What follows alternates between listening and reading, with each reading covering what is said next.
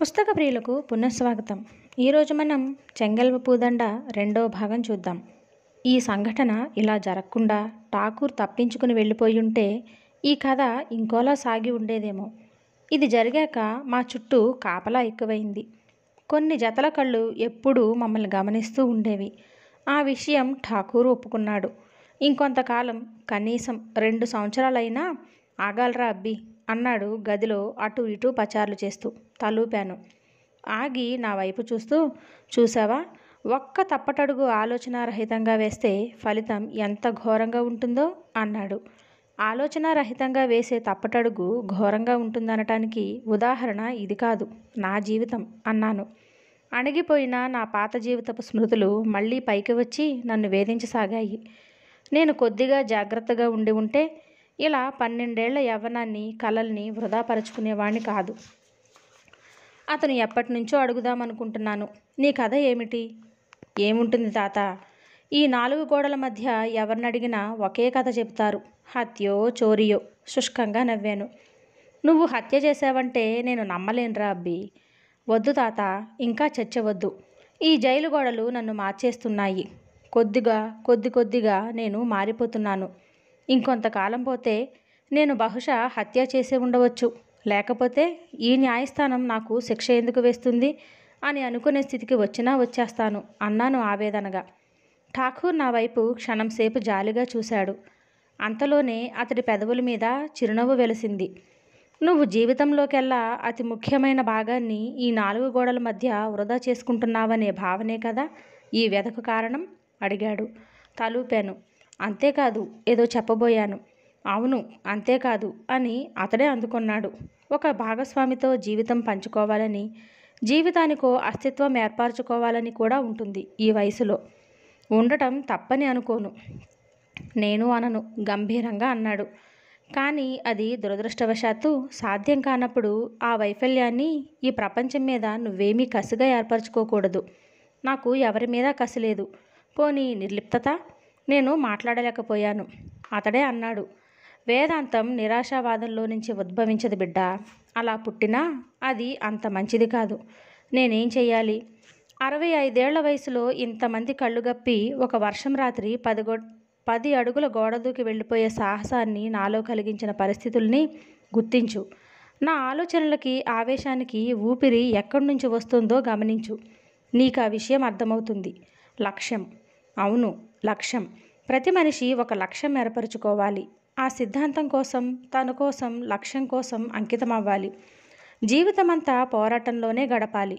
ఆ పోరాటం సాంఘికం కావచ్చు, ఆర్థికమైనది కావచ్చు, మానసికం కావచ్చు, రాజకీయమైనది కావచ్చు. కానీ సంఘర్షణ ముఖ్యం. ఆ రాపిడిలోంచే మనిషి ప్రభావితం అవుతాడు. నీకు శిక్ష విధించిన ఈ న్యాయస్థానాన్ని గౌరవించి శిక్ష పూర్తయ్యే వరకు రానన్నావు. నేను బలవంతం చేయలేదు. ఎందుకో తెలుసా? నీ సిద్ధాంతం నీది. వాదనతో సిద్ధాంతాల్ని మార్చలేం బేటా. పోరాటంలో సర్వమానవ సమానత్వాన్ని సాధించగలమనే సిద్ధాంతం నాది. దానికి బందిపోటు అని పెట్టిన సిద్ధాంతం నాకు శిక్ష విధించిన న్యాయస్థానానిది. ఎవరినీ తప్పుపట్టలేం. ఈ సంఘర్షణ ఇలా జరుగుతూ ఉండాల్సిందే. అయితే నేను చెప్పేది ఒక్కటే, నిర్లిప్తతని నీ దగ్గరకు రానివ్వకు. అదో పెద్ద రాక్షసి లాంటిది సుమా. ఒక్కసారి దాన్ని నీ దగ్గరికి ఆహ్వానించావా, ఇక ఆ మత్తు నీ నరనరాల్లోనూ పాకిపోతుంది. నీ లక్ష్యానికి దూరంగా తీసుకుపోతుంది. నాకేవీ లక్ష్యం లేదు. దాదాపు అరిచాను. నాకున్న కోరికల్లా ఒక్కటే, లక్ష్మీనారాయణ అంతం చూడటం, బాబాయిని నా చేతులతో స్వయంగా చంపటం. అంతే. అదే నా ఆశయం. అరుపులకి పరిగెత్తుకుంటూ వచ్చిన సెంట్రీ మొట్టమొదటిసారి నా కంఠం అంత బిగ్గరగా వినిపించటం చూసి ఆశ్చర్యపడి వెనుదిరిగాడు. నా ఆవేశానికి నేనే సిగ్గుపడి, క్షమించు తాత అన్నాను. ఠాకూర్ నవ్వాడు. నీ జీవితపు ఆశయాన్ని వ్యక్తులకు అన్వయించుకుంటున్నావా అన్నాడు. ఠాకూర్ సాబ్ తల వంచుకుని నేలవైపు చూస్తూ నెమ్మదిగా అన్నాను. నేను నీ అంత గొప్పవాణ్ణి కాదు. నీలో సహస్రాంశమైన తెలివితేటలన్నా నాకు ఉన్నాయని నేను అనుకోకోను. కానీ నాకు చాలా అన్యాయం జరిగిపోయింది తాత. నేను కలలో కూడా ఊహించలేనంత అన్యాయం అది. అది జరిగాక నాకు మానవత్వం మీద నమ్మకం పోయింది. నేనింకా బ్రతికి ఉన్నానంటే దానికి కారణం పగ, ద్వేషమే. అలా నన్ను కిరాతకుడిగా జమకట్టుకు. పరిస్థితులు నన్ను మార్చేశాయి. నేను తప్పు చేశాను బిడ్డా అన్నాడు నా వైపు సూటిగా చూస్తూ. ఈ 6 నెలల్లోనూ నాకు ఈ విషయమే తట్టలేదు సుమా. ఏమిటది? అతను క్షణం మౌనంగా ఉండి సాలోచనగా అన్నాడు. నీ పునాది సరిగ్గా చూసుకోకుండా నీతో వాదనలకు దిగాను. నన్ను ప్రభావం చేద్దామనే ఉద్దేశంతో నీకు అర్థం కాని సిద్ధాంతాన్ని నూరిపోయడానికి సిద్ధపడ్డాను. నా మనసు చివుక్కుమంది.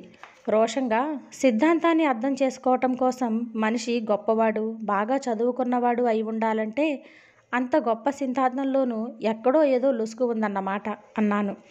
అందరికీ సులభంగా గ్రాహ్యమయ్యేదే మంచి సిద్ధాంతం కదా తాత. కానీ కొన్ని బేసిక్ ఎకనామిక్ ప్రిన్సిపల్స్ తెలిసుండాలి. భరించలేనంత కోపం వచ్చింది. అలా మాటి మాటికి నన్ను ఓ వెధవని చేసి అపహాస్యం చేయకపోతే నీకు తెలిసిందేమిటో నాకు చెప్పరాదు అరిచాను. క్షణంసేపు నా వైపు తదేకంగా చూసి నేర్చుకుంటావా అన్నాడు నెమ్మదిగా. నువ్వు చెప్పింది నేనెప్పుడు వినలేదు. నిజమేనన్నట్టు తలూపాడు. క్షణం తనలో తనే ఆలోచించుకున్నాడు. సన్నగా గొణిగాడు. అవును, ఈ సంవత్సర కాలం నేను చేసేది ఏముంది? ఒక వ్యక్తిని తీర్చిదిద్దినట్టు అవుతుంది, నా సిద్ధాంతాన్ని వ్యాప్తం చేసినట్టు అవుతుంది అంటూ నా వైపు తిరిగి, ఏ సాధనము లేకుండా గోడల మధ్య సంవత్సరము 2 సంవత్సరాల కాలములో నాకున్న విజ్ఞానమంతా నీకు నేర్పుతాను బేటా. కానీ చాలా కష్టపడి నేర్చుకోవాలి సుమా. ఒక బాలుడు యువకుడు అయ్యే వరకు నేర్చుకునేదంతా నువ్వు ఈ 2 సంవత్సరాల్లో నేర్చుకోవాలి. నా కళ్ళల్లో నీళ్లు గిర్రన తిరిగాయి. కృతజ్ఞతతో చప్పున అతడి కాళ్ళ మీదకి వంగి అన్నాను. నేర్చుకుంటాను తాత. ఏ ఆశయము లేక గాలికి ఎండకు పెరిగేవాణ్ణి, జైలుకొచ్చి ఆపై జీవితం మీదే ఆశ పోగొట్టుకున్నవాణ్ణి. అలాంటి వాడికి ఒక ఆధారం చూపించి వ్యక్తిత్వం ఉన్న మనిషిగా చేస్తానంటున్నావు. దానికోసం ఎంత కష్టమైనా పడతాను. నువ్వు పడే కష్టంతో పోల్చుకుంటే ఇది ఏ పాటిది? చాలాసేపటికి మళ్ళీ ఠాగూర్ నవ్వాడు. ఇందులో నా స్వార్థము ఉంది బేటా. 2 సంవత్సరాలు నాకు ఏదో ఒక వ్యాపకం గడవాలి కదా అన్నాడు. అంతేకాదు, నీకున్న బలము, చురుకు చూస్తుంటే నా ఆశయ సిద్ధికి నువ్వు బాగా పనికి వస్తావనిపిస్తోంది. మాట్లాడలేదు నేను. అతడి ఆశయం నాకు తెలుసు. దానికి అతడెన్నుకున్న దారి పట్ల నాకున్న భావం వేరు. కానీ ఇద్దరి గమ్యము ఆ ఆశయమే అయినప్పుడు దారులు వేరైతేనేం? ఆ గమ్యం చేరుకోవటానికి నాకు వేరే దారి దొరక్కపోతుందా? వెంటనే ఒప్పుకున్నాను. ఆ రోజు నుంచి నా శిష్యరికం ప్రారంభమైంది. అయితే అది చాలా కఠినతరమైంది. చాలా కాలం తర్వాత తలుచుకుంటే నేనేనా అంత దీక్షతో పనిచేసింది అనిపిస్తుంది ఒక్కొక్కప్పుడు. మన జీవితాల్లో ఆంగ్లం బాగా పెనవేసుకుపోతోంది. దాన్ని నేర్చుకో అన్నాడు. గదిలో ఒక మూల ఇసుక కుప్పగా పోసి చూపుడు వెలుతో దిద్దించటం ప్రారంభించాడు. వయసు నా మీద బహుశా ఏ ప్రభావమూ చూపలేదనుకుంటా. అక్షరాలు చాలా తొందరగా వచ్చేశాయి. చిన్న చిన్న పదాలు, వాటికి అర్థాలు నేర్పాడు. వాక్య నిర్మాణం నేర్చుకోసాగాను. మాకు పెద్ద పరికరాలు లేవు. 4 గుప్పెళ్ళ ఇసుకు, బొగ్గు ముక్కలు, చిన్న గుడ్డ. దాన్ని నీళ్ళలో తడిపి బొగ్గుతో వ్రాసిన అక్షరాలు చెరిపేవాళ్ళం. 2 నెలలు గడిచేసరికల్లా అతడితో ఇంగ్లీష్లో మాట్లాడటం వచ్చేసింది. వ్రాయటమే కష్టంగా ఉండేది. నేను ఊహించిన దానికన్నా తొందరగా నేర్చుకోవటం చూసి అతడు చాలా ఆనందపడిపోయేవాడు. ఠాకూర్తో నాకు వచ్చిన పెద్ద చిక్కల్లా అతడి కోపం. చిన్న తప్పు చేసినా అతడికి విపరీతమైన కోపం వచ్చేది. ఒకనాడు ఇంగ్లీష్లో ఏదో తప్పు వాక్యం నిర్మాణం చేసినందుకు చెంప మీద బలంగా కొట్టాడు. దాంతో వాచిపోయి 2 రోజులు తినలేక బాధపడ్డాను. ఇలాంటి సంఘటనే మరొకటి జరిగింది ఇంకొకసారి. 4 to the power of 6 ఎంత అడిగాడు. మనసులోనే లెక్క పెట్టసాగాను. నిమిషం గడిచింది. ఇంతసేపా అన్నాడు. లెక్క కట్టలా అన్నాను విసుగుతో. దానికెంతసేపా అని అడుగుతున్నాను అన్నాడు గట్టిగా. అవును అన్నాను. అంతే. నా మెడ మీద అరచేతితో చరిచాడు. విసురుగా ముందుకు తూలబడ్డాను. నెమ్మదిగా చేతుల మించి లేచి పిడికిలు బిగించి గెడ్డ మదిరిపోయేలా కొట్టాను. వెనక్కి వెళ్ళి గోడకి కొట్టుకుని జారాడు. క్షణంలో నా ఆవేశం దిగజారిపోయింది. గెడ్డం సవరించుకుని లేస్తూ, ఉట్టి బలం ఉంటే సరికాదు బేటా, కొట్టడంలో మెలకువ కూడా ఉండాలి. రేపటి నుంచి 9 వరకు ఆ పాఠము చెబుతాను. టైం టేబుల్ వ్రాసుకో అన్నాడు. అలా ఉండేది మా గురు శిష్యుల సంబంధం.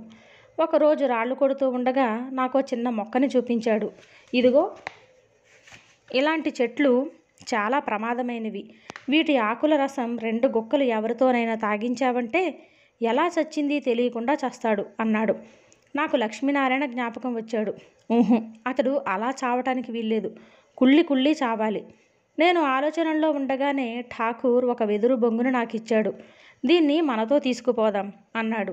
ఎందుకు అన్నాను ఆశ్చర్యంగా. చెప్తానుగా అన్నాడు. ఆ తర్వాత 2 రోజులకి ఎక్కడి నుంచి సంపాదించాడో గాని ఒక సన్నటి కర్రని, రబ్బరు ముక్కని సంపాదించాడు. పళ్ళతో వెదురు బొంగుకి ఘాటు పెట్టి రబ్బరు బిగించాడు.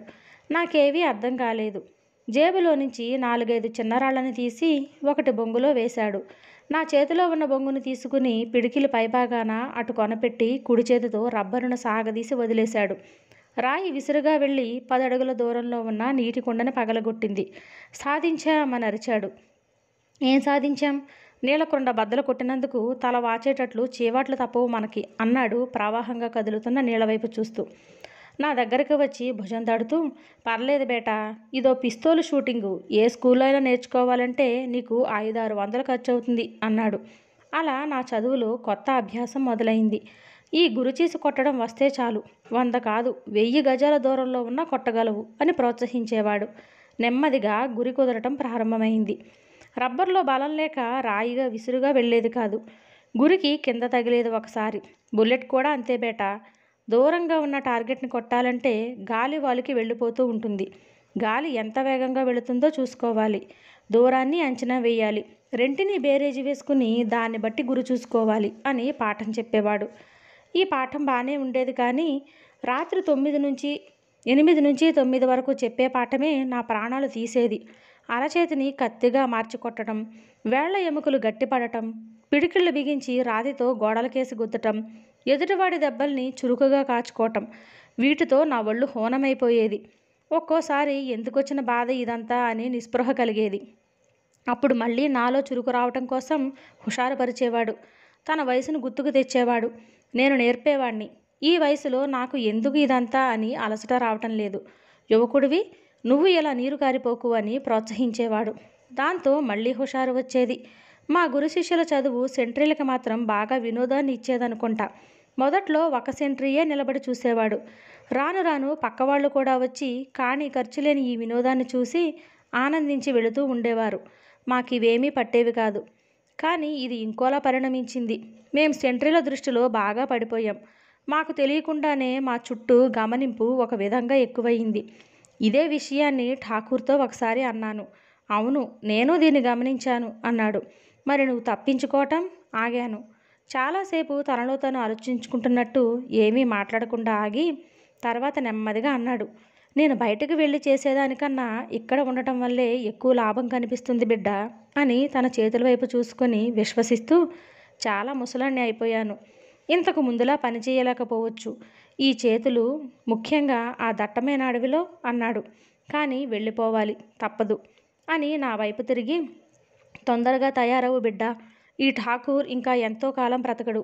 ఈ లోపలనే ఇంకో బలదేవ్ సింగ్ తయారవ్వాలి అన్నాడు. నాకేమీ అర్థం కావటం లేదు తాత అన్నాను అయోమయంగా చూస్తూ. చెప్తాను, ఇప్పుడు కాదు, తర్వాత. నేనిక ఆ విషయాన్ని రెట్టించలేదు. రోజులు నెమ్మదిగా సాగుతున్నాయి. నాలో అభివృద్ధికరమైన మార్పులు వచ్చాయి. ఇప్పుడు ఏమాత్రం తడబడకుండా ఇంగ్లీష్ మాట్లాడగలుగుతున్నాను. కృషి పట్టుదల ఉంటే దేన్నైనా సాధించవచ్చనే నిజం నా పట్ల నిరూపణ అయింది. మమ్మల్ని ఒకసారి ఇంటర్వ్యూ చేయడానికి ఒక ఇంగ్లీష్ దొర వచ్చాడు. అనువాదకుని అవసరం లేకుండా అతనితో అతని యాక్సెంట్లోనే మాట్లాడడం చూసి జైలర్ ఆశ్చర్యంతో మాటరాక నిశ్చేష్టుడైపోయాడు. ఇంటర్వ్యూ చాలాసేపు జరిగింది. దొర వెళుతూ వెళుతూ అడిగాడు, నిన్ను కలుసుకోవడం చాలా ఆనందంగా ఉంది. ఏం చదువుకున్నావు? జీవితాన్ని. సెల్కొచ్చిన తర్వాత ఠాకూర్ నన్ను కౌగిలించుకున్నాడు. చాలు బిడ్డ, ఇక నువ్వు నేర్చుకోవలసింది ఏమీ లేదు అన్నాడు. అలా అనుకు తాత, ఈ ప్రపంచంలో నేర్చుకోవలసింది చాలా ఉంది. మనకు తెలిసింది చాలా తక్కువ. ఈ అనంత విశ్వంలో పిపీలిక పరిమాణంలో అస్తిత్వం నిలుపుకునే అల్పజీవులం. మనకో ప్రత్యేకత లేదు. ఒక అద్భుతమైన రహస్యాన్ని కనుక్కున్న వెలుగు బహుశా నా కళ్ళల్లో ప్రతిబింబించి ఉంటుంది. ఠాకూర్ నా వైపే చూస్తూ నిండిపోయి చివరికి నెమ్మదిగా, నన్ను వెళ్ళనివ్వవా బిడ్డ అన్నాడు. వెళ్ళనివ్వను తాత, నా కోసం కొంతకాలం ఉండిపోవాలి నువ్వు. నాకు దాహంగా ఉంది. ఎంత తెలుసుకున్నా ఇంకా ఏదో మిగిలిపోతోందనే దాహం. మా మధ్య సుదీర్ఘమైన సంభాషణలు, వాదోపవాదాలు జరిగేవి. అతడు చెప్పేవన్నీ శ్రద్ధగా వినేవాణ్ణి. ఆర్థిక శాస్త్రం, తత్వం, వేదాంతం ఒకటేమిటి, అన్నీ. అంతటి విజ్ఞానవంతుడి అభిప్రాయాల్లో కూడా కొద్దిగా బయాస్డ్ ధోరణి కనబడుతూ ఉండేది నాకు. ఆర్కిమెడిస్ గురించి మాట్లాడుతూ పెట్టుబడిదారీ విధానం గురించి టాపిక్ మార్చేసేవాడు. ధరల స్థిరీకరణ, పర్ఫెక్ట్ కాంపిటీషన్ గురించి మాట్లాడుతూ ఫ్యూడల్ వ్యవస్థలోకి వెళ్ళిపోయేవాడు. అది గమనించి నవ్వుతూ, నువ్వు పాఠం చెప్పటం లేదు తాత, నీ అభిప్రాయాల్ని నా మీద రుద్దటానికి ప్రయత్నం చేస్తున్నావు అనేవాడిని. వజ్రాన్ని సానబెట్టడంలో నా ఉద్దేశం అదే అనేవాడు. బయట ప్రపంచం గురించి నీకు తెలియదు బిడ్డ. అక్కడ క్రూరమృగాలన్నీ చాలా తెలివితేటలతో ఈ పటిష్టమైన వ్యవస్థను సృష్టించి ఒక చుక్క రక్తపు బొట్టు నేల చెందకుండా అమాయకమైన సాధు జంతువుల్ని తమ ఆకలికి బలి చేస్తున్నాయో నీకు తెలియదు. ఆ క్రూరమృగాల్ని చంపాలంటే కొంత రక్తం చెందక తప్పదు. ఠాకూర్ సాహచర్యంలో నన్ను నేను రూపుదిద్దుకోసాగాను. మాకు తెలియకుండానే రోజులు తొందరగా గడవసాగాయి. ఒకరోజు రాత్రి బయట హోరున వర్షం కురుస్తోంది. గదిలో మునగదీసి పడుకున్నాను. ఒక మూలగా రాత్రి 2:30 అయి ఉంటుంది. ఏదో కల వచ్చింది. పార్వతి పరిగెడుతోంది. ఆమె ఒళ్ళంతా రక్తం. వెనకే లక్ష్మీనారాయణ పరిగెడుతున్నాడు. అతడి చేతిలో పెద్ద వల. పార్వతి వెళ్ళి అఘాతంలో పడిపోయింది. గట్టు మీద నిలబడి లక్ష్మీనారాయణ వికటాట్టహాసం చేస్తున్నాడు. కెవ్వున అరిచి మేలుకొన్నాను. ఒళ్ళంతా చెమట పట్టేసింది. గజగజ వణకసాగాను. ఠాకూర్ లేచి చప్పున నా దగ్గరగా వచ్చి, ఏమైంది బిడ్డా అన్నాడు. కల తాత, చాలా భయంకరమైన కల అంటూ పక్కకు తిరిగి పడుకున్నాను. మళ్ళీ ఆలోచనలు. ఎక్కడ ఉంది పార్వతి? తండ్రి చచ్చిపోయి ఉన్న ఒక్క ఆధారము పోయి నిస్సహారాయులైన అబల. ఆ వర్షం రాత్రి ఎక్కడ ఉంది? ఎవరి పంచన తలదాచుకుంది?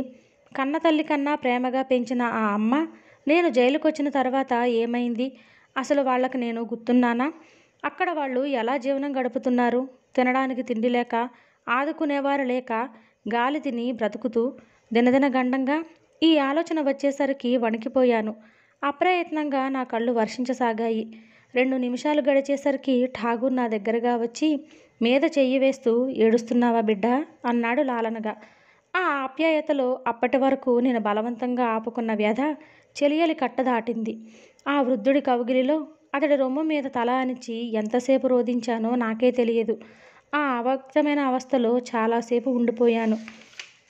నా హృదయ భారం అంతా తీరే వరకు నన్ను మాట్లాడించలేదు ఠాగూర్. నెమ్మదిగా నా వెన్ను రాస్తూ ఉండిపోయాడు. నేను తేరుకుని కళ్ళు తుడుచుకుంటూ ఉంటే అడిగాడు, ఎప్పటి నుంచో అడుగుదామనుకుంటున్నాను బిడ్డ. నీలో ఆవేశం ఉందని నాకు తెలుసు. కానీ హత్య చేశావంటే నమ్మలేను నేను. అసలేం జరిగింది? మాట్లాడలేదు నేను. చెప్పు. చెబితే సగం బాధ తగ్గుతుంది. ఏం చెప్పను తాత. ప్రత్యర్థులు ఎంత తెలివిగా నా చుట్టూ వలవేసి పన్నారో చెప్పనా? అది తెలుసుకోలేని నా మూర్ఖత్వాన్ని వివరించనా? అసలేం జరిగింది బిడ్డ? చెప్పటం మొదలుపెట్టాను. నేను పొదల్లో దొరకటం, పల్లెల్లో అందరి తలలో నాలుకగా పెరగటం, పార్వతితో ప్రేమ అన్నీ చెప్పి చివరికి ఆ రోజు నా జీవితాన్ని ఈ విపాదకరమైన మలుపులోకి తిప్పిన దురదృష్టకరమైన రోజు ఏం జరిగిందో చెప్పసాగాను. అబ్బా, నేనేమైనా నీలా మగవాణ్ణి అనుకున్నావా? ఇక పరిగెత్తలేను బాబు అంది పార్వతి ఆయాసపడుతూ. అదేమిటి, నాకన్నా హుషారుగా పరిగెత్తేదానివి? చింత చెట్టు మొదట్లో కూర్చుంటూ అన్నాను. ఇక కుదరదు. ఎందుకు? చెప్పేయమంటావా? నవ్వింది. అర్థం కాలేదు. చెప్పు అడిగాను ఆమె వైపు చూసి. చాలాసేపు ఆలోచించి ఎలా చెప్పను అంది. ఏముంది, ఒక్కసారి మొదలుపెట్టు. మాటలు వాటంతట అవే వస్తాయి. ఛీ, నీకు అసలు తెలివి లేదు. అవును, ఇంకేమీ తెలీదు. తెలిసిందంతా పెళ్లి కాకుండానే నీకు చెప్పేశానుగా. పార్వతి చెక్కిళ్ళు సిగ్గుతో ఎర్రబడ్డాయి. పైకొంగు వేలుకు చుట్టుకుంటూ, మా నాన్నని నువ్వు తొందరగా కలుసుకోవాలి అంది. ప్రతిరోజు కలుసుకుంటున్నాగా. ఈసారి అలా కాదు. కాబోయే అల్లుడి హోదాలు. తొందరేం వచ్చింది? మరి తొందర కాకపోతే ఆయన్ని తాతను చేసి అప్పుడు కలుసుకుంటావా ఏమిటి? అప్పుడు నేను లేచి ఆనందంగా పెట్టిన కేక కొండల్లోనూ లోయల్లోనూ ప్రతిధ్వనించింది. చేతుల మధ్య ఆమెను ఎత్తుకుని గిర్రున తిప్పాను. పార్వతి, దీనికి బదులుగా నీకు నేనేమివ్వగలను? ఆనందమైన విషయం చెప్పావు. నీకేం కావాలి పార్వతి? మనం తొందరగా పెళ్లి చేసుకోవటం. చాలా చిన్న కోరికే అది. నవ్వాను. నాకెవ్వరూ లేరు. మీ నాన్నకి నేను అల్లుడిగా రావటం అభ్యంతరం లేదు. అయినా ఆ 3 ముళ్ళు పడితే అంది. స్త్రీ ఎంత విచిత్రమైంది. మొన్నటి వరకు నాతో అల్లరిగా తిరిగిన అమ్మాయి ఇప్పుడు గాంభీర్యతని సంతరించుకుంటుంది. కొండల్లోనూ కోనల్లోనూ దూకుడుగా పారే సెలయేరు చిన్న మలుపుతో జీవనదై ఒడిదుడుకుల్ని గాంభీర్యాన్ని తనతో నింపుకుంటుంది. ఈరోజే చెప్తాను, సరేనా అన్నాను. కానీ ఈ పెళ్ళి నాకు బహుమతి, నీకు కాదు. నీకు ఇంకేదైనా ఇవ్వాలి. ఏమివ్వను అని చప్పున మెడలో లాకెట్ తీసి ఆమె మెడలో వేశాను. నాదంటూ ఏదైనా ఉంటే ఇదొక్కటే పార్వతి. నన్ను నా కన్న తల్లిదండ్రులు నాకు ఇచ్చింది ఇదొక్కటే, తీసుకో అన్నాను. అది చాలా విలువైన హారమని ఊరిలో అందరూ అనుకునేవారు. నవ్వింది. నాకు ఒకందుకు ఆనందంగా ఉంది. ఇన్నాళ్ళు ఈ గొలుసు ఉంటే ఏ రాజో వచ్చి నిన్ను కొడుకుగా గుర్తించి తీసుకెళ్ళిపోతాడేమోనని భయంగా ఉండేది. ఇంక ఉన్న ఒక్క గుర్తు నాకు ఇచ్చేశావుగా. నవ్వి ఊరుకున్నాను. ఇద్దరం పల్లెవైపు నడక సాగించాం. నడుస్తూ ఉంటే ప్రొద్దున్న లక్ష్మీనారాయణ మా ఇంటికి వచ్చాడు అంది. మొహం చిట్లించి ఎందుకు అడిగాను. తెలీదు అని ఆగింది. ఏదో చెప్పబోయి బహుశా నా గురించి హెచ్చరించి ఉంటారు మీ నాన్నకి అని నవ్వి ఇంకా ఎవరు మాత్రం ఏం చేయగలరు. 2 నెలలు పోతే ఇక అనబోతూ ఉంటే చప్పున చేత్తో నా నోటిని మూసింది సిగ్గుతో. అంతకుముందు 15 రోజుల క్రితం జరిగిన సంఘటన జ్ఞాపకం వచ్చింది. రావి చెట్టు పక్క నుంచి వెళుతుంటే లక్ష్మీనారాయణ మరి నలుగురితో కూర్చుని మాట్లాడుతున్నాడు. పార్వతి పేరు వినిపించింది. చాలా చురుకైన పిల్లరోయ్, ఇంకా ఎవరు పుణ్యం కట్టుకోలేదనుకుంటా. ఆగి దగ్గరకు వెళ్ళి నారాయణరావు గారు, దాదాపు 40 ఏళ్ళు దగ్గర పడుతున్నాయి. అలా మాట్లాడడం తగ్గించుకోండి అన్నాను. ఈ హఠాత్ పరిమాణానికి ఆశ్చర్యపోయాడు క్షణంసేపు. అంతలోనే తేరుకుని వెకిలిగా నవ్వుతూ చాలావోయ్ పెద్ద చెప్పొచ్చావు, నీ సంగతి నాకు తెలుసులే అన్నాడు. ఏం తెలుసు మీకు? కుంచెడు బియ్యం తిని కూర్చుని రోజు దారిన పోయే అమ్మాయిల గురించి మాటలు విసరటం తప్ప ఇంకేమీ చేతకాదు అన్న నా మాటలు విని చుట్టూ ఉన్న నలుగురు నవ్వారు. పెద్ద పొట్ట, నల్లటి శరీరంతో నారాయణ వికృతంగా ఉంటాడు.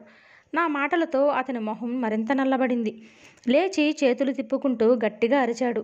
ఒరే వెధవా, గాలికి పుట్టినవాడివి, ఎంత పొగర్రా నీకు! చూద్దారా పార్వతి నీ దగ్గర ముందు పడుకుంటుందో నా దగ్గర పడుకుంటుందో. సంస్కారరహితమైన ఆ మాటలకి నా పిడికిళ్ళు అప్రయత్నంగా బిగుసుకున్నాయి. ఏమన్నావు? మళ్ళీ అను. 100 సార్లు అంటాను. పార్వతిని నీకన్నా ముందు నేనే పడుకోబెట్టుకుంటాను. పార్వతిని నీకన్నా అతడికి పిత్రార్జితమైన ఆస్తి బాగా ఉంది.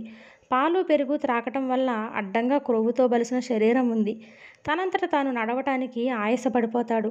అంతటి శరీరం అతడిది. అంత శరీరము నేను కొట్టిన దెబ్బకి గాలిలోకి లేచింది.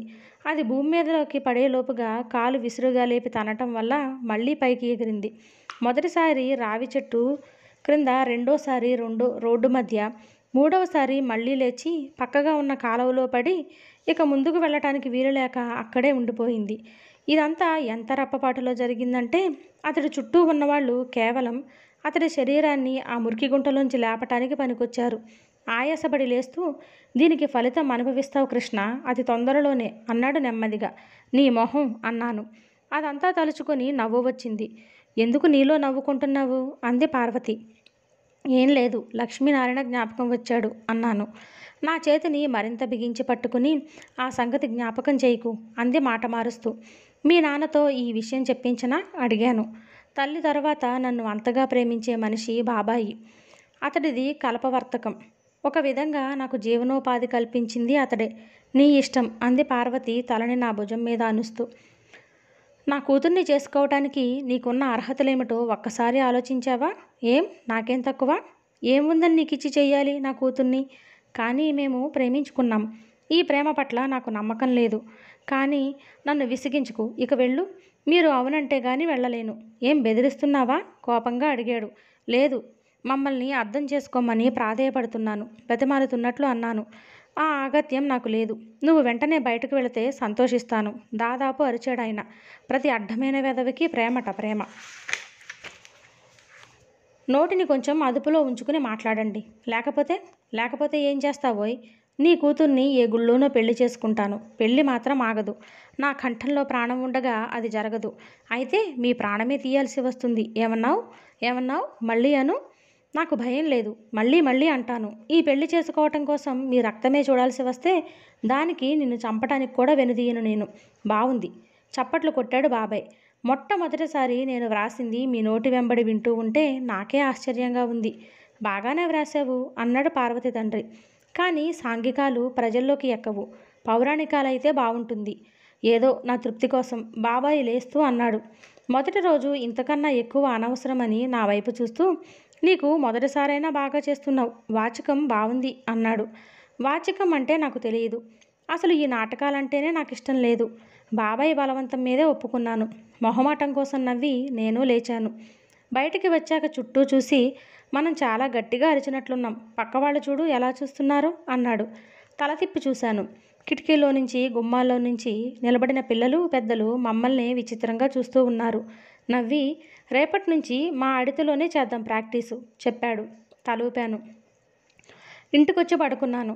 రాత్రి 10 అయి ఉంటుంది. అప్పటికి వెన్నెల విరగకాస్తోంది. నక్షత్రాల వైపే చూస్తూ తల క్రింద చేతులు పెట్టుకున్నాను.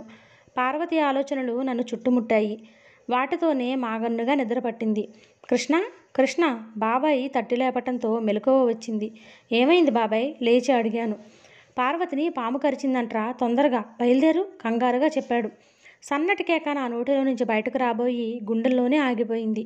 ఒక్క గెంతులో లేచి చెప్పులేసుకుని వెనక బాబాయి వస్తున్నాడా లేదా అనేనా చూసుకోకుండా పరిగెత్తాను. పార్వతి ఇల్లు 3 నిమిషాల్లోనే చేరుకున్నాను. నా నుదుటి మీద స్వేద బిందువులు ఆయాసంతో రొప్పుతూ తలుపులు తట్టాను. నెమ్మదిగా వాటంతట అవే తెరుచుకున్నాయి. తెరుచుకుంటున్నప్పుడు తలుపుకు ఆనుకున్న గుణపం కింద పడింది. తీసి పక్కన పెట్టాను. ఇల్లంతా నిర్మానుష్యంగా నిశ్శబ్దంగా ఉంది. నా మనసు కిడును శంకించింది. ఆలస్యంగా వచ్చానా? ఈ ఆలోచన వచ్చేసరికి వణికిపోయాను. ఏది పార్వతి? ఎక్కడికి తీసుకెళ్లారు?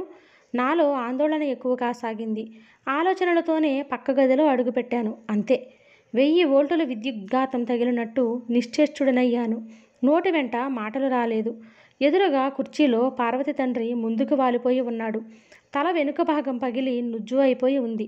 చటుక్కున వెనక్కి తిరిగాను. క్షణం ఆలస్యమైంది. అప్పటికే తలుపులు మూసుకున్నాయి. బలంగా పట్టుకుని లాగాను. కిటికీలో నుంచి లక్ష్మీనారాయణ మొహం కనిపించింది. నా దవడ కండరాలు ఆవేశంతో బిగుసుకున్నాయి. నారాయణ అరిచాను. పక్కకు తప్పుకున్నాడు. బయట నుంచి బాబాయ్ కంఠం రహస్యంగా చెబుతున్నట్టు వినిపించింది. గుమ్మం పక్కనే గుణపం ఉంది. తలుపులు పగలగొట్టుకుని వచ్చేసాయి. చాలా నెమ్మదిగా నా ఒక్కడికే వినిపించేలా అన్నాడు. నాలో విచక్షణా జ్ఞానం పూర్తిగా నశించింది. గుణపాన్ని 2 చేతులతో పట్టుకొని విసురుగా తలుపుల మీదకి ఎత్తాను. అంతలో అవే తెరుచుకున్నాయి. బయట పోలీసు ఇన్స్పెక్టర్ నిలుచుకుని ఉన్నాడు. అతడిని చూస్తూనే నా ఆవేశం చప్పున జారిపోయింది. గుణపం చప్పున జారిపోయింది. గుణపం క్రింద పడిపోయింది. చేతులకు అంటిన జిగటలాంటి రక్తం మాత్రం మిగిలిపోయింది. ఒక్కసారిగా భరించలేనంత నిస్సత్తువ ఆవరించింది. ముందుకు తూలాను. ఇన్స్పెక్టర్తో లక్ష్మీనారాయణ అంటున్నాడు. క్షమించండి, భోజనానికి ఊరు రమ్మని హత్య కేసు అప్పగించాల్సి వచ్చింది. అప్పటికి నాకు పూర్తిగా స్పృహ తప్పింది. అప్పుడేమైంది? లోపల నుంచి ఇద్దరూ బయటకు వచ్చేశారండి. పక్కింటతని సాక్ష్యం. అతను అప్పుడెలా ఉన్నాడు? చాలా కోపంగా ఉన్నాడండి. మాటి మాటికి వెనక్కి తిరిగి ఆ ఇంటి వైపు చూసుకుంటూ వెళ్ళిపోయాడండి. అబద్ధం అరిచాను. Silence mister Krishna.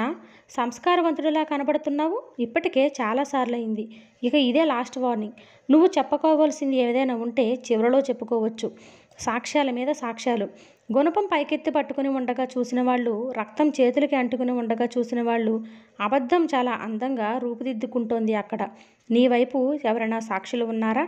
ఉన్నారు. ఎవరు? బాబాయి. బాబాయి బోనెక్కాడు. డిఫెన్స్ లాయర్ మొదలుపెట్టాడు. మీ పేరు? బాబాయి చెప్పాడు. ఇంకో 4-5 ప్రశ్నలు, జవాబులు జరిగాయి. ఆ రోజేమైందో చెప్పగలరా? పెద్ద మనిషిగా నన్ను తోడు రమ్మని అడిగాడు. చిన్నతనం నుంచి సొంత బాబాయిలా పెంచాను. కాదనలేకపోయాను. అందుకని ఇద్దరం వెళ్ళాం. పార్వతి తండ్రి హతుడు ఈ పెళ్లికి అంగీకారం తెలిపాడా? కోర్టులో సూది వినబడితే వినబడేంత శబ్దం. బోను కమ్మీని పట్టుకున్న నా చేతులు గట్టిగా బిగుసుకున్నాయి. కోర్టు వారు నీ సమాధానం కోసం చూస్తున్నారు. పెంచిన మమకారం నన్ను చంపేస్తుంది. అయినా న్యాయాన్ని అగౌరవపరచలేను. బాబాయి కంఠం రుద్ధమైంది. అతడు ఈ పెళ్లికి ససేమిరా ఒప్పుకోలేదు. గాలిలో పుట్టినవాడికి తన కూతుర్నివ్వలేను అన్నాడు. బాబాయ్. నా కంఠం వణికింది. సైలెన్స్. తర్వాతేమైంది? నేను తొందర పడవద్దన్నాను. కానీ ఉడుక రక్తం. ఆవేశంతో వణికిపోయాడు. రక్తం కళ్ళ చూస్తానని ప్రతిజ్ఞ చేశాడు. అప్పటికి నేను నచ్చ చెప్పాను. నాయనా, నీకేం తక్కువ? ఈ పార్వతి కాకపోతే ఇంకో అమ్మాయి, అనవసరంగా ఆవేశపడకు అని. కానీ వినలేదు జడ్జి గారు. కృష్ణ మంచితనం నాకు తెలుసు.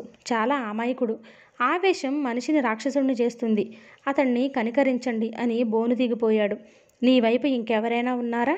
ఉన్నారు. న్యాయం ఉంది. పార్వతి ఉంది. మై లార్డ్, పార్వతికి ఈ కేసుతో ఏ సంబంధమూ లేదు. ఈ హత్య జరిగినప్పుడు పార్వతి ఊళ్ళోనే లేదు. Objection sustained. అంతే, అయిపోయింది. కూతురునిచ్చి పెళ్లి చేయలేదనే చిన్న కారణంగా హత్య చేసేటంత కర్కోటకుడు ముద్దాయి. సాక్ష్యాధారాలన్నీ బలంగా ఉన్నాయి. నేరం రుజువైంది. కానీ ముద్దాయి యువకుడు. ఆవేశంలో హత్య చేశాడు అనే కారణాల వల్ల ఉరిశిక్ష విధించకుండా 12 సంవత్సరాలు కఠిన శిక్ష విధిస్తున్నాను. నా లక్ష్మీనారాయణ పెదవుల మీద చిరునవ్వు వెలిసింది. బాబాయ్ కళ్ళల్లో మెరుపు మెరిసింది. విచారించటానికి నా వాళ్ళెవరూ లేరు. పార్వతి ఏమైందో తెలీదు. అమ్మ ఎందుకు రాలేదో తెలీదు. అక్కడి వార్తలు నాకు తెలియకుండా ఎవరో ఆనకట్ట వేసేశారు. నాకు దుఃఖం రాలేదు, కసిగా ఉంది. ఈ ప్రపంచాన్నంతా మంటల్లో కాల్చేద్దామన్నంత కసి. నా తరపున వాదించిన డిఫెన్స్ లాయరు దగ్గరికి వచ్చాడు. క్షమించు బాబు అన్నాడు.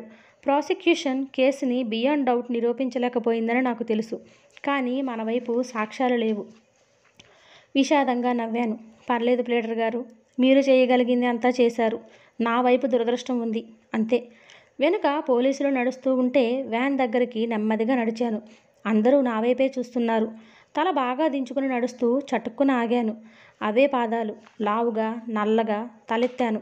లక్ష్మీనారాయణ నవ్వుతున్నాడు. పక్కనే బాబాయి.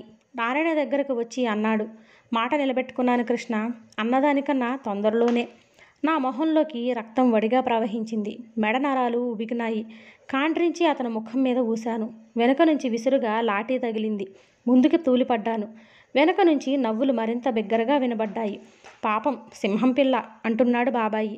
చేతుల మీద నెమ్మదిగా లేచాను. బాబాయ్ పళ్ళు కొరికాను. అనా డబ్బుల కోసం గడ్డి కొరికావు బాబాయ్. బంధుత్వానికి ఉన్న గౌరవాన్నే మంట కలిపావు. డబ్బు ఒకటే కాదులే, ఇంకోటి ఉంది అన్నాడు లక్ష్మీనారాయణ ఓరగా బాబాయ్ను చూస్తూ. బాబాయి ముసిముసిగా నవ్వాడు. బాబాయ్ నేను గర్జించేసరికి అతడి నవ్వు ఆగిపోయింది. పార్వతి తండ్రి దగ్గర నేను రక్తం కళ్ళ చూస్తానని అన్నానని సాక్ష్యం ఇచ్చావు కదూ. అప్పుడు లేదు బాబాయ్, ఇప్పుడు అంటున్నాను. నేను బయటకు వచ్చిన తర్వాత నీ రక్తం కళ్ళ చూస్తాను. నా చేతులతో స్వయంగా నిన్ను వెనక నుంచి తల మీద విసురుగా కొట్టాడు పోలీసు. తూలిపడ్డాను. ముక్కుల్లో నుంచి కారిన రక్తాన్ని దుమ్ము అంటుకుని మొహం వికృతంగా తయారైంది. క్షణం అచేతనుడయ్యాను. భుజం పట్టుకుని పోలీసు పైకి లేపాడు. చేయి కలుక్కుమంది. వెనక నుంచి ముందుకు తోశారెవరో. 2 అడుగులు వేశాను. లక్ష్మీనారాయణ నా పక్కగా వచ్చాడు. ఒక్క ఆవేశమే ఉంటే చాలుదురా కుర్రోడా. చదరంగం ఆడాలంటే తెలివితేటలు ఉండాలి. వ్యాన్ మొదటి మెట్టెక్కాను. ఆవేశంగా అంతా దిగిపోయి ప్రశాంతంగా ఉంది నా మొహం. గుమ్మం దగ్గర కడ్డీ పట్టుకుని పక్కకు తిరిగి అతడి వైపు చూశాను. అవును లక్ష్మీనారాయణ, ఈ జీవితపు చదరంగంలో ప్రత్యర్థిని ఓడించడానికి ఆవేశం కాదు కావలసింది, తెలివితేటలు. కాస్కో. సరిగ్గా 12 సంవత్సరాల తర్వాత నీతో చదరంగం ఆడటానికి వస్తాను. నిన్ను నేను చంపను లక్ష్మీనారాయణ. నీ చుట్టూ ఉచ్చులు బిగిస్తాను. నీ అంతట నువ్వే ఆత్మహత్య చేసుకునేలా చేస్తాను. సరిగ్గా 12 సంవత్సరాలు ప్రశాంతంగా అన్నాను. అందుకని ఈసారి పోలీసు కొట్టలేదు. లోపలికి వెళ్ళి కూర్చున్నాను. వ్యాను కదిలింది. చాలా కష్టం అన్నాడు ఠాకూర్. చంపటం చాలా సులభం, ఆత్మహత్య చాలా కష్టం. అవును, కష్టం అని నాకు తెలుసు. కానీ ఠాకూర్తో పరిచయం అయ్యాక అది కష్టమని అనిపించటం లేదు. ఆ మాటే అన్నాను. నేనేమన్నా చేయగలనని అనుకోకు అన్నాడతను. ఏం చెయ్యాలన్నా డబ్బు కావాలి. అదీ కాక వాళ్ళిప్పుడు ఏ పొజిషన్లో ఉన్నారో కూడా తెలీదు. అదేమీ నాకు తెలీదు అనాలోచితంగానే అన్నాను. నాకు కావలసింది ప్రతిజ్ఞ నెరవేర్చుకోవటం, అంతే. చిన్నపిల్లాడిలా మాట్లాడకు. వద్దు తాత, ఈ విషయంలో నన్ను వెనక్కి లాగకు. అతడు నా వైపు సూటిగా చూస్తుండిపోయాడు. తరువాత నెమ్మదిగా అన్నాడు, సరే బిడ్డా, అలాగే. కానీ ఆగాడు. కానీ నా నుంచి ఏ సహాయమూ ఆశించుకు. దాదా విస్తుపోయాను. అవును బిడ్డా, నీ సమస్య వ్యక్తిగతం, నాది సామాజికం. నా సమస్యతో పోల్చుకుంటే నీది చాలా చిన్నది. నాకు అర్థం కావటం లేదు తాత. ఎంతోమంది లక్ష్మీనారాయణ అసలేమీ అన్యాయం చేసినట్టు కనబడకుండానే నీకన్నా బలహీనుల్ని నిర్దాక్షిణ్యంగా అణచివేస్తున్నారు బిడ్డ. ఆ ఘోరాలతో పోల్చుకుంటే నీకు జరిగిన అన్యాయం చాలా చిన్నది అంటున్నాడు. కానీ నా పార్వతి, మా అమ్మ, మనుషుల్ని సమస్యలకి కారణభూతులుగా చెయ్యకు. సమస్య సిద్ధాంతమైన వివాదం. నీ దృష్టి ఇంకా విశాలం కావాలి. లాభం లేదు. నాకు అర్థం కావటం లేదు. బయట ప్రపంచాన్ని 4 ఏళ్ల నుంచి చూడని వాడికి, అంతకుముందు పల్లెల్లో అమాయకంగా పెరిగిన వాడికి ఈ సమస్య అర్థం కాదు. ఠాకూర్ నాకు ఎకనామిక్స్ థియరీ చెప్పాడు. కానీ ప్రపంచం థియరిటికల్గా నడవదు. అన్ని రకాల వ్యవస్థలు థియరిటికల్గా చాలా మంచివి. మరి ఎక్కడుంది సమస్య? మనిషిలో భావ విప్లవం రావాలి. ఏ వ్యవస్థ అయినా అప్పుడు పర్లేదు. కానీ ఏ రకం వ్యవస్థలో భావ విప్లవం వస్తుంది? భావ విప్లవం రావటం కోసం విప్లవం తప్పదా? ఇదో సర్కిల్. స్పృహ మనిషిని విచారగ్రస్తుని చేస్తుంది. ఈ వృద్ధుడు కొద్దిపాటి విజ్ఞానాన్ని నేర్పకపోయి ఉంటే ఎంతో నిశ్చింతగా మృగంలా బతికేవాణ్ణి. ఇదంతా తెలుసుకున్నాక మిగిలిందేమిటి? వృధా తపన తప్ప. ఘర్షణ. అనుక్షణం నిరంతరం ఘర్షణ. ఎటుముగ్గాను నా కథ చెప్పిన తర్వాత ఠాకూర్ నడిపిన పాఠాల్లో కొద్ది మార్పు కనబడింది. ఈసారి అతడు మనుషుల్లో కలిసిమెలిసి తిరగటం గురించి, సివిలైజేషన్ గురించి నాకు చెప్పటంలో శ్రద్ధ తీసుకోసాగాడు. ఒక గుడ్డ పీలిక తీసుకుని టై ఎలా కట్టుకోవాలో నేర్పించాడు. ఎందుకిదంతా అన్నాను. నవ్వాడు. నీకు అవసరం లేదు బిడ్డ, కానీ నీ శపథం నెరవేర్చుకోవాలంటే ఇవన్నీ అవసరం. బయటకెళ్ళిన తర్వాత ఇవన్నీ నేర్చుకుని టైం వేస్ట్ చేయడం అనవసరం. తొందరగా నీ పని నేర్చుకుని ఆ తర్వాత నువ్వు నాకు కావాలి. కథ సాగుతుంది. మరిన్ని మంచి కథల కోసం ఛానల్ని సబ్స్క్రైబ్ చేయడం మర్చిపోకండి.